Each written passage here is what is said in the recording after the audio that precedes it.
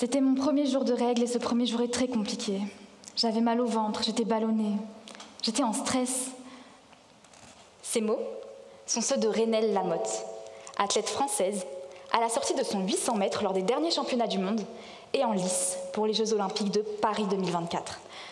D'ailleurs, à l'approche de ces Jeux, qui se veulent être les premiers paritaires, les sciences du sport n'en sont pas encore à ce stade et les résultats sont extrapolés des hommes aux femmes.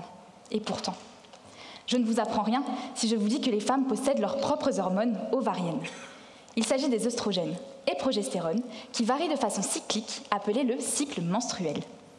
Malheureusement tabou pour beaucoup, ce cycle est pourtant le second cycle le plus important dans la vie d'une femme derrière le rythme jour-nuit.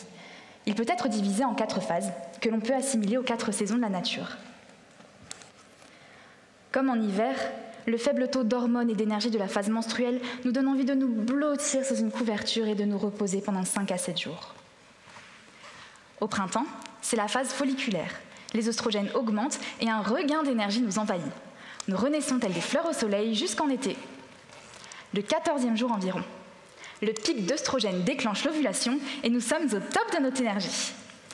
Enfin, l'automne pointe le bout de son nez, avec la phase lutéale. Et comme la végétation est au ralenti, nous ressentons une baisse progressive d'énergie qui, comme pour 78% des athlètes, peut être accompagnée de symptômes prémenstruels. Vous savez, maux de tête, maux de ventre, fatigue.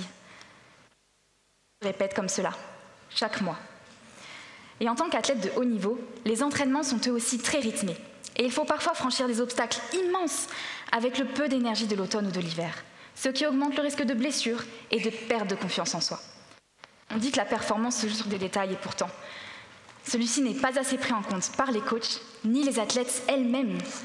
C'est pourquoi j'aimerais déterminer quelles sont les adaptations du corps de ces athlètes à l'interaction entre leur statut hormonal ovarien et leur charge d'entraînement. Pour cela, j'ai eu la chance de réunir un panel de footballeuses et rugbywomen motivées à faire avancer la science.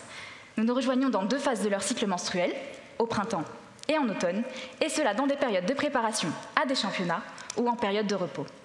Le temps de ma thèse, c'est moi qui deviens leur coach pour réaliser des mesures de composition corporelle, d'apport et de dépense d'énergie, ou encore de qualité du sommeil. Et à terme, j'aimerais que nous levions les tabous. Je souhaite que chaque sportif puisse être suivi et conseillé pour optimiser ses entraînements et sa nutrition et être en phase avec ses propres saisons. Je souhaite qu'elle se sente en été, même lorsqu'elle traverse l'hiver, pour atteindre ses objectifs comme, je l'espère, Raynelle Lamotte cet été aux Jeux Olympiques de Paris.